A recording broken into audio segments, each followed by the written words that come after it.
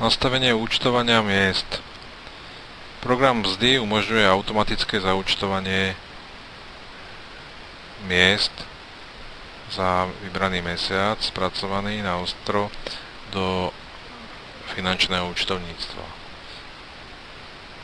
Každá mzdová zložka má v číselníku druhov mzdových zložiek nastavené syntetický účet a analytický účet pre zamestnanca a pre konateľa a spoločníka.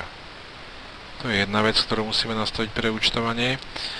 A ďalšia vec potom v bode nastavenia a služby je formulár účtovanie miest, kde nastavíme v programe zaúčtovanie jednotlivých fondov za zamestnanca, zamestnávateľa.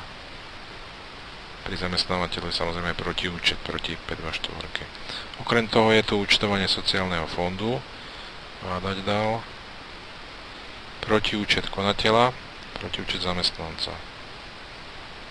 Pokiaľ číslo firmy finančné účtovníctvo je iné ako miest, tak potom ešte číslo firmy účtovníctva. Inak automatický program prenáša do firmy finančné účtovníctvo s rovnakým číslom, ako sú mzdy, v tomto prípade a trojka.